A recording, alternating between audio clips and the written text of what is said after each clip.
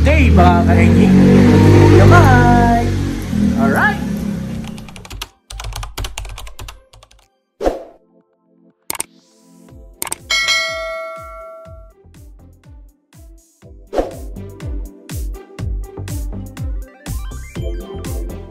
Yun mga kaengi, no? So baka naumay na kayo sa ating mga gapi updates, no?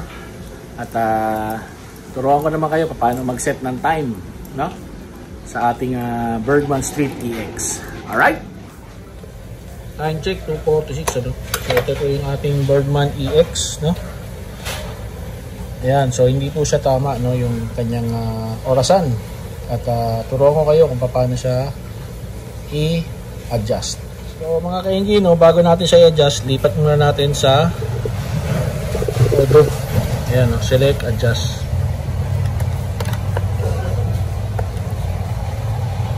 Dito pala sa taas, sorry. Yun. Ayan mga kaengi, so next natin pinutin is pinutin po natin to ng sabay ng diin, no, hanggang mag-blink po yung orasan. Ayan, so nagbi-blink na po, no?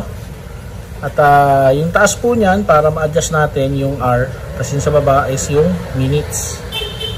So i-adjust ko lang po, no? Tignan ko lang po yung oras, sandali lang po. Yun, so 2:49. Late siya ng 4 minutes. Ayan, so adjust natin, no? Gawin natin 2:49. Ayan.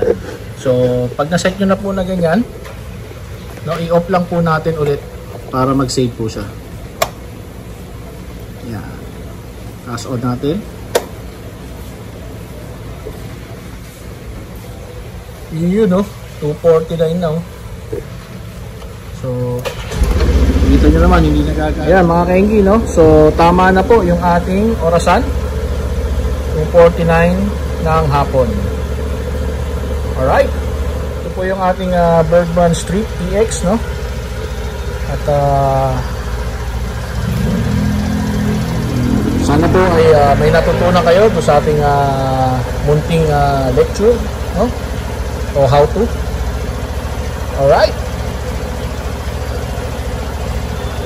So, susubukan natin alamin pa, no, yung mga ibang style or techniques sa ating Bergman EX para po makashare tayo, no, ng konting knowledge sa ating Suzuki Bergman Street EX. Alright, so ito po ang inyong Kuya Mike, no? At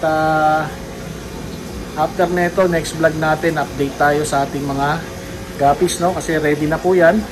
Na-cycle na natin yung ating mga tubig.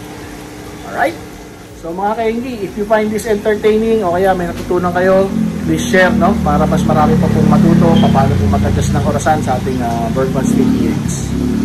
Alright, so mga kaengi, alam na this. Bye bye. Alright.